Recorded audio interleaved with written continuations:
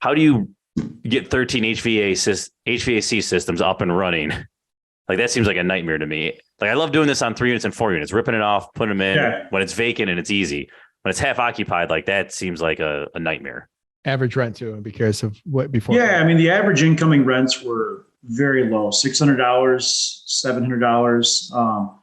And kind of to your point, Tom, we might even be able to file this under mistakes made instead of like how well I planned, because I think we initially wanted to keep the boiler operational because that seemed like the easiest path to turning the entire building over and getting it rent ready unit by unit instead of having to shut things down.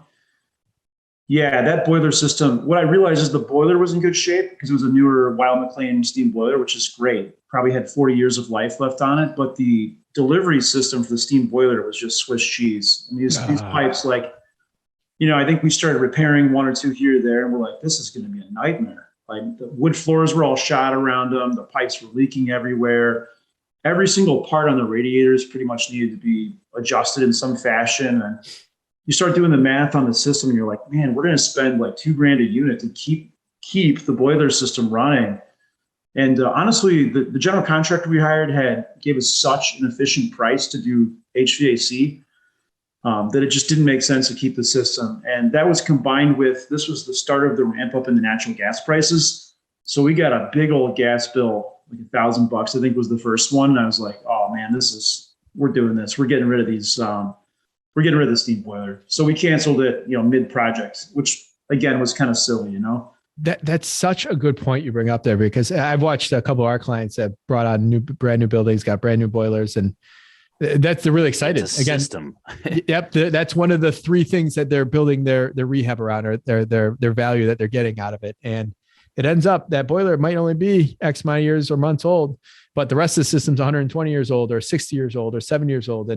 And those radiators are getting tougher and tougher to come by, or they're making it sound like it these days, it feels like. Yeah. And the cost to get them. And those aren't just things you go buy at Ace either. So you need somebody that specializes in it. So I think when you're evaluating those systems, I think it's so huge to kind of look at everything. Yeah, you get all that damage around the hardwood. Yeah, like that. Those are all like real like if one radiator doesn't work in 6 units, that's a big problem across 6 units. 6 people complaining that their heat is inconsistent. And they say these newer boiler systems or units actually have different pressures, which end up causing issues within these the delivery system, call it.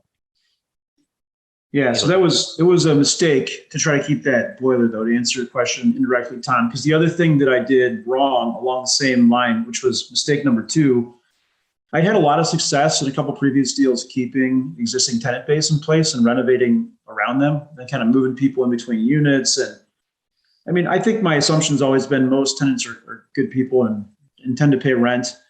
This particular building, there were 2 or 3 okay tenants, and the rest were just a den of thieves. I mean, yeah, and we can dig as deep as you guys want into this, but there was drug use, there was gang, like almost all the units had gang affiliations, there was theft. It was wild.